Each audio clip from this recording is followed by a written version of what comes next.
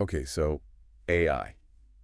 It's everywhere. It really is. I mean, it feels like every day there's a new article about some crazy AI doing something even crazier. Yeah, it's a lot to keep up with. It really is. That's why we're doing this deep dive today to break it all down.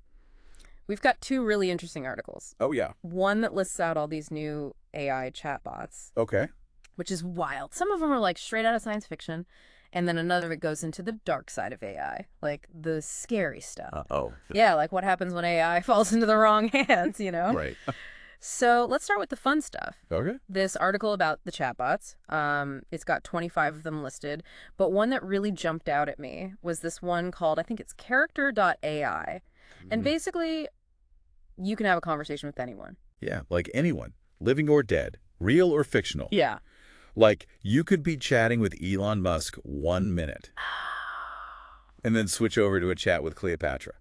That's wild. Is that even possible? I mean, how convincing is it? Right. Well, that's the thing. This is where it gets really interesting, and this is where our expert comes in. Yeah. So how realistic are these AI chatbots getting? Well, they can be incredibly convincing, actually, but it's important to remember that at their core, they're still machines. They're learning from the data that we feed them. So kind of like imagine teaching a parrot to recite Shakespeare. Exactly. The parrot might be able to say the words, but it doesn't truly understand the meaning behind them. So you're saying these chatbots are really good at mimicking, but not necessarily thinking for themselves. Exactly. And that's an important distinction to make because as AI gets more sophisticated, as these chatbots get more convincing, it can be easy to forget that. So I shouldn't be asking a chatbot to solve my physics homework just yet. Probably not, but who knows what the future holds, right? AI is constantly evolving. Right. So how is it even possible? I mean, how can AI create these realistic chatbots, these simulations? It seems like something out of a movie. Well, at its core, AI relies on algorithms, which are basically like sets of rules that guide its learning process. Okay. So think of it like teaching a dog a new trick, right? You reward the dog for the desired behavior, and over time, it learns to associate the action with that positive outcome. Okay, so it's like training a super smart computer dog. You could say that.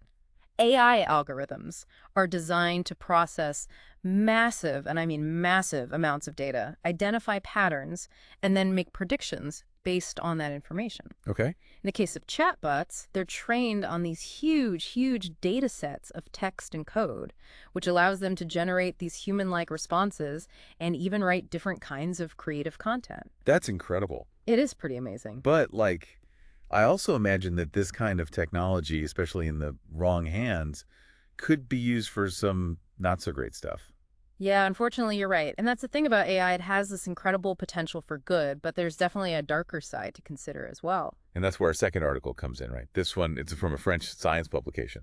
And it really lays out some of the potential threats that AI poses. And some of them, I gotta say, are straight out of like a Black Mirror episode. Yeah, I can imagine. As AI gets more and more sophisticated, so do those risks.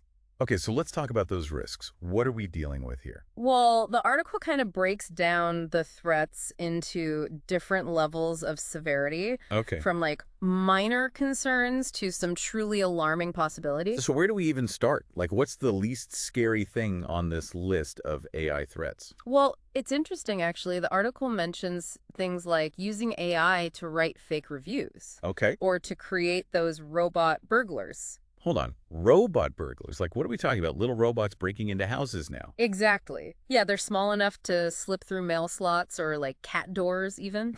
Yeah, they've been causing a stir, but as the article points out, their impact is pretty limited, Okay. at least for now. So we're not talking like Ocean's 11 here, more like petty theft 2.0. Exactly. Petty theft 2.0. I like that. But you're saying like even with these, I guess, kind of minor threats, there's this concern that they could get worse as the technology gets better. Oh, absolutely. Imagine those robot burglars getting even smaller, even more agile. Okay, yeah, not so funny then. Not so funny then. So let's talk about the scarier stuff. What are like the high severity AI threats that we should be worried about? This is where it gets really interesting. And by interesting, I mean like potentially terrifying. The article talks about things like AI-generated deep fake videos Okay. that are so realistic they could be used for like blackmail or even to manipulate elections. Wait, seriously. people can create fake videos that are that good. I had no idea the technology was that advanced. It is. We're talking about videos where you could make it look like someone is saying or doing things that they never actually said or did. Wow. And the scary part is it's becoming more and more difficult to tell the difference between these deepfakes and real videos. Man, it's kind of unsettling. It feels like you can't believe anything you see online anymore. And it's not just videos either. Think about audio deepfakes. Okay. Imagine getting a phone call from someone who sounds exactly like your grandmother asking for money, Oh, wow. but it's actually an AI mimicking her voice. Okay. That's just messed up. It is, and it really highlights just how important it is to be, critical about the information that we're consuming online these days. Totally. Okay, so this is a lot to process, right? It is. Like on the one hand, we've got these AI chatbots that can like write us poems and plan our vacations. Right. And on the other, we've got these potential AI threats that could destabilize entire economies or even, like you said, influence elections. It's a lot. So like how do we deal with this? It's the million-dollar question. It really is. Like, how do we navigate this whole thing, this rapidly changing world? Yeah. What can we, like as regular people, do to make sure that we're staying informed, that we're protecting ourselves in this age of AI? I think, honestly, awareness is key. Okay. The more you understand about AI, I mean, both its potential and its limitations, the better equipped you'll be to navigate this new reality. So knowledge is power. Exactly. And the good news is there are tons of resources available to help people learn more about AI. You don't need to be a computer scientist to understand the basics. That's good to hear. Hmm. So besides educating ourselves, what else can we do? Like, how do we make sure that AI is used responsibly, ethically?